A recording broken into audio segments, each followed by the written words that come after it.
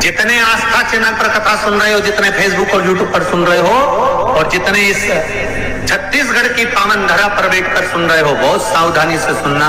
पूरे वर्ष में एक दिन मकर संक्रांति, हमारे हिंदू धर्म में ये दिन है। हमारे हिंदू धर्म में जो ये दिन है, अच्छा कई लोग कहते हैं कि सूर्य की उत्तरायण का क्रम है, ये क्रम है, ये पूजन का क्रम है, तिल्ली के लड्डू का क्रम है, लड्डू बना लो तिल्ली का, इसका क्रम है। पर अगर स्कंद पुराण उठाओ तो स्कंद पुराण में अगर मकर संक्रांति के क्रम को यदि पढ़ोगे तो मालूम पड़ेगा कि पूरे वर्ष में एक दिन ऐसा था जिस दिन भगवान शिव और नारायण ये दोनों, इसलिए आज भी हिंदू धर्म में गुड़ के लड्डू तिल्ली के साथ मिलाते हैं। क्यों? उसका कारण कि शंकर और नारायण ये दोनों एक ही दिन एक ही पल गंगा का स्नान करने के लिए आए। एक ही भगवान शिव, देखिए कितना कितना हमारे हिंदू धर्म में एक एक तिथि का, एक एक बार का एक एक महत्व है, उसको समझिए।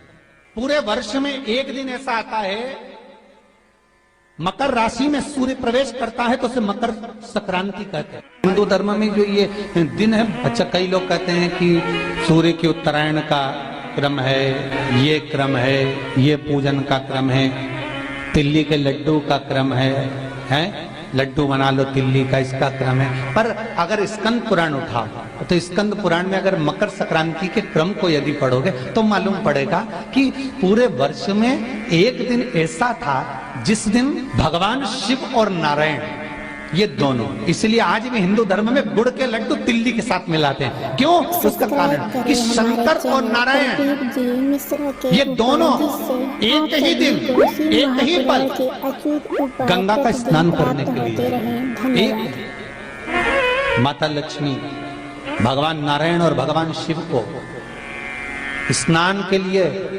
गुप्त रूप से झांकती है। तो भगवान विष्णु ने तिरछी दृष्टि में माता लक्ष्मी को देखा, तो माता लक्ष्मी को देखकर भगवान विष्णु शिव जी को देखे तो शंकर भगवान ने कहा, नारायण हमने देख लिया, महारानी लक्ष्मी झांक रही है, हमने वर दे दिया कि लक्ष्मी का एक नाम गुप्त लक्ष्मी रहेगा।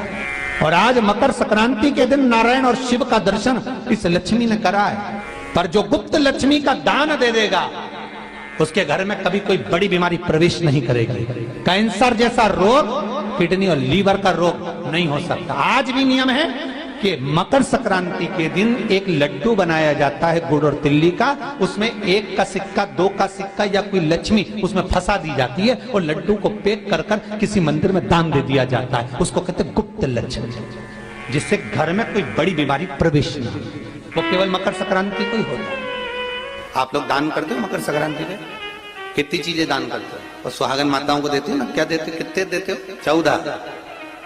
कौन से पुराण में लिखा है कि 14 चीज देना चाहिए? 14 चीजें दान देना है।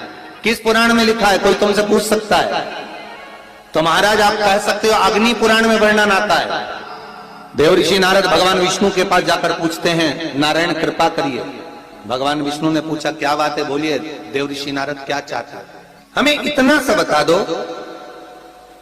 शिव जी के यहां जाते हैं तो पहले उनके द्वारपाल से पूछना पड़ता है अंदर जाने के लिए। ब्रह्मा जी के यहां जाते हैं तो ब्रह्मा जी के द्वारपाल से पूछना पड़ता है। इंद्र के यहां जाते हैं तो इंद्र के द्वारपाल से पूछना पड़ता है।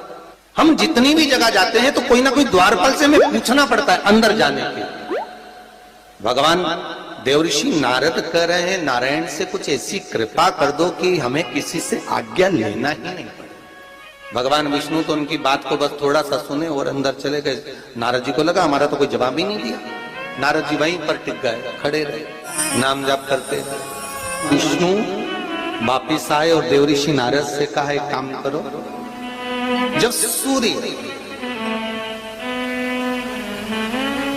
मकर में प्रवेश करते हुए उत्तरायण की ओर जावे, उस घड़ी उस पल में देव ऋषि नारद तुम 14 बार भगवान के नाम का, शिव नाम का दान दे दीजिए। भगवान नारायण के नाम का, राम नाम का, कृष्ण नाम का दान दे दीजिए।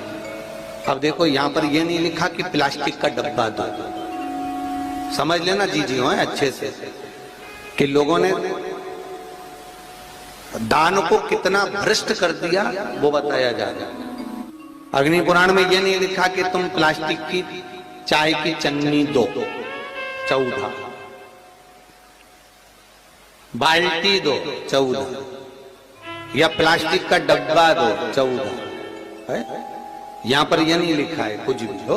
यहाँ क्या लिखा अग्नि पुराण में कि मकर संक्रांति के दिन जब सूर्य उत्तरायण भाव में प्रवेश करे, मकर में जावे, उस समय पर देवऋषि नारद तुम्हारे मुख से अगर 14 बार भगवान के नाम का दान 14 जीवों को दे आओगे तो किसी भी देवता के पास जाओगे, तुम्हें परमिशन की जरूरत नहीं पड़ेगी, तुम डायरेक्ट प्रवेश कर जाओगे। डायरेक्ट। अब तुमको अगर वैकुंठ में डायरेक्ट प्रवेश करना हो तो बिना पूछे, तो उसके लिए कहा ही मकर संक्रांति पे दान दो। तो किस चीज का दान देना है हमारा? प्लास्टिक का डब्बा नहीं, बाल्टी नहीं, चन्नी नहीं, किस चीज का दान? तो कहा अगर देवर्षि नारद आप दान दे रहे हो तो 14 नाम का दान दीजिए, 14 जीवों को नाम का दान दे दो, भगवान के नाम का भजन कर दो। और अगर संसार के लोग दान दे तो किस चीज का? तो के अन्न से बड़ा कोई दान, अन्न से बड़ा कोई दान। आज भी नियम है कि मकर संक्रांति के दिन एक लड्डू बनाया जाता है गुड़ और तिल्ली का, उसमें 1 का सिक्का, 2 का सिक्का या कोई लक्ष्मी उसमें फंसा दी जाती है और लड्डू को पैक कर कर किसी मंदिर में दान दे दिया जाता है। उसको कहते हैं गुप्त लक्ष्मी। पर जो गुप्त लक्ष्मी का दान दे देगा उसके घर में कभी कोई बड़ी बीमारी प्रवेश नहीं करेगी। कैंसर जैसा रोग, किडनी और लीवर का रोग नहीं। आज भी नियम है कि मकर संक्रांति के दिन एक लड्डू बनाया जाता है गुड़ और तिल्ली का, उसमें 1 का सिक्का, 2 का सिक्का या कोई लक्ष्मी उसमें फंसा दी जाती है और लड्डू को पैक कर कर किसी मंदिर में दान दे दिया जाता है। उसको कहते हैं गुप्त लक्ष्मी, जिससे घर में कोई बड़ी बीमारी प्रवेश नहीं हो। वो केवल मकर संक्रांति को ही होता है।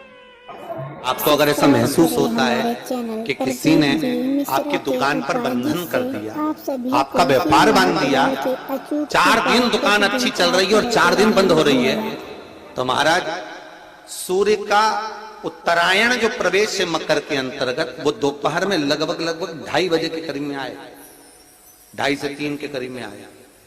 तो निवेदन करूंगा मैं आपको ऐसा लगता है कि आपका व्यापार 4 दिन अच्छा चल रहा है, फिर गिर रहा है, फिर चल रहा है, फिर नीचे आ रहा है, तो जब मकर राशि के भीतर सूर्य प्रवेश करेगा 2:30 के लगभग में आएगा, शायद दोपहर में 2:30-3 बजे के करीब में प्रवेश करेगा, तो आपको ऐसा लगे या किसी की तबियत थोड़े दिन अच्छी हो रही है, फिर गिर रहा है, फिर अच्छी हो रही है, फिर बेकार हो रही है, फिर अच्छी हो रही है, फिर बेकार हो रही, दवाई खा रहे हो नहीं लग रही, तो आप जब मकर राशि में सूर्य प्रवेश करे, करना थोड़ी सी काली तिल्ली लेना महाराज जी, उसमें एक बमूल का कांटा ले लें, काली तिल, बमूल का कांटा और किसी भी वृक्ष की 5 पत्तियां लेना महाराज। उसको लेकर अपने दुकान में, व्यापार में, या जिसको औषधि ना लग रही हो, जिसका स्वास्थ्य गड़बड़ हो रहा महाराज, उसका स्पर्श कराकर या 21 बार उस पर से उतार कर, और उतारना क्या नाम लेकर है? अवधूतेश्वर महादेव।